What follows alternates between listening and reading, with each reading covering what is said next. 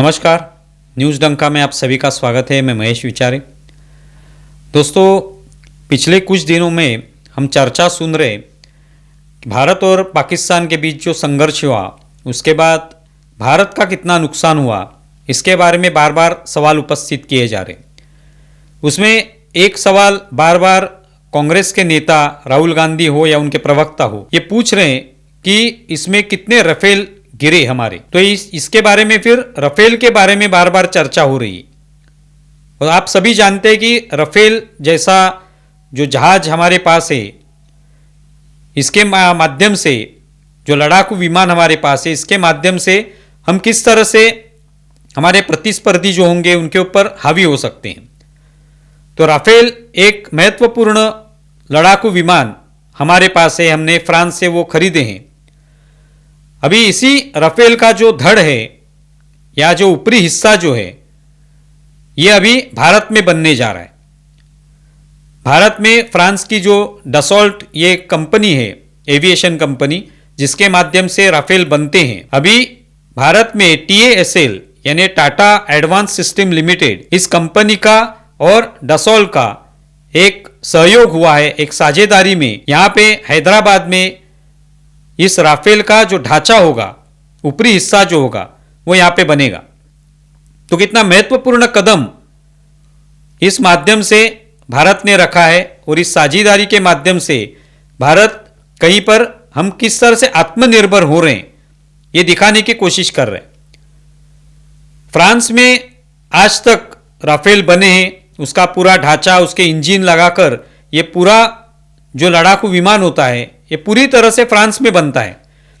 लेकिन ये पहली बार उसका ढांचा ये किसी दूसरे देश में, फ्रांस के अलावा किसी दूसरे देश में बन रहा है, और वो भारत में बन रहा है। तो कितनी बड़ी बात है ये हमारे लिए कि हैदराबाद में अभी ये बनेगा। 2028 में पहला इस तरह से ढांचा जो होगा ये भारत में बनेगा। फिर उसमें इंजन वगैरह बिठाए जाएंगे और फिर वो तैयार हो सकता है। तो इससे कितना फायदा हमें हो सकता है, ये हम आने वाले समय में देखेंगे। लेकिन निश्चित तौर पे यहां पे एक तो रोजगार उपलब्ध होगा, भारत में इस तरह के कारखाने बनेंगे, भारत को एक इसकी तकनीक भी पता होगी, उसमें आगे आने वाले समय में उसमें कुछ मॉडिफाई किया जाएगा।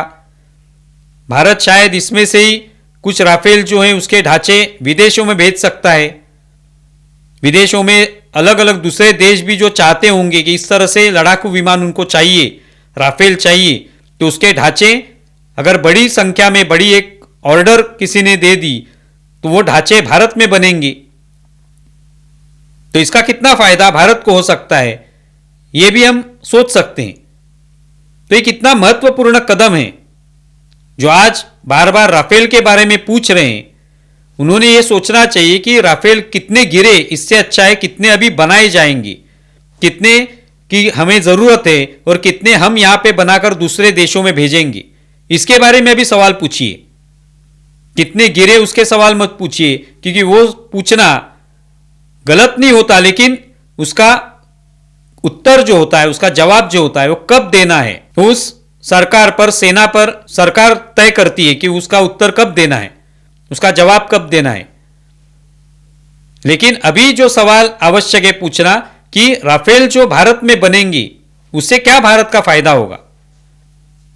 भारत की जो आत्मनिर्भर इसकी घोषणा नरेंद्र मोदी कर रहे हैं कि भारत में हर कोई चीज बननी चाहिए, भारत से बनी हुई चीज विदेश में जानी चाहिए, विदेश से आने वाली चीजें जो हैं उसमें कटौती होनी चाहिए, ये जो बार बार बातें हो रही है, इसके दृष्टि से ये निर्णय जो बहुत महत्वपूर्ण है। छत्रपति शिवाजी महाराज जब ही उन्होंने स्वराज्य का निर्माण करने की ठान ली थी और स्वराज्य का निर्माण होने लगा, तब उन्हें यह भी पता चला कि हमको समुद्र पे भी एक हमारा वर्चस्व होना चाहिए, हमारी पकड़ होनी चाहिए, क्योंकि वहां से बड़ी संख्या में अंग्रेज आ रहे हैं, डच आ रहे हैं, पोर्तुगीज आ रहे हैं, वो स्वराज्य पर हमला कर सकते हैं।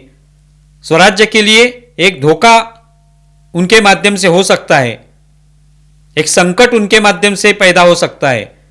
तो उन पर नजर रखने के लिए हमारी भी कोई नौसेना होनी चाहिए, हमारी भी कोई नेवी होनी चाहिए। ये शिवाजी महाराज ने पहली बार सोचा और उन्होंने उसके लिए इन्हीं पोर्तुगीज अंग्रेज जिनको ये तकनीक मालूम थी कि किस तरह से बोट बनाई जाती है, किस तरह से नौकाएं बनाई जाती है, उनको ही अपने साथ लिया और हमारे यहाँ के जो भी कारागिर थे अच्छे उनको वहां पे भेजा और उनसे ये नई नई नौकाएं तैयार करने की तकनीक सीख ली। कुछ दिनों के बाद ऐसा हुआ कि सबको पता चला, या पोर्तुगीज या जो भी अंग्रेज थे उनके जो वरिष्ठ लोग थे उन्होंने कहा कि तुम्हें ये तकनीक इनको नहीं सिखानी चाहिए, तो वो भाग गए वहां से। और फिर ये पूरी तकनीक हमारे यहाँ के लोगों ने जो सीख ली थी उसके माध्यम से नौसेना खड़ी हो गई। शिवाजी महाराज ने ऐसे ही कारागिर जो है वो ढूंढे थे और उनको बताया था कि तुम्हें जो भी सीखना है वो पूरी तरह से आंखें खोलकर, कान खोलकर, उस पर पूरा ध्यान देकर ये सीखना है, उसकी बारीकियां सीखनी है, क्योंकि कल यही अंग्रेज या पोर्तुगीज चले जाएंगे, भाग जाएंगे, क्या वो तुम्हें वो नहीं सिखा पाएंगे, तो फिर क्या होगा। तो इसीलिए उनसे जो भी सीखने का मौका मिल रहा है वो पूरी तरह से सीख लो।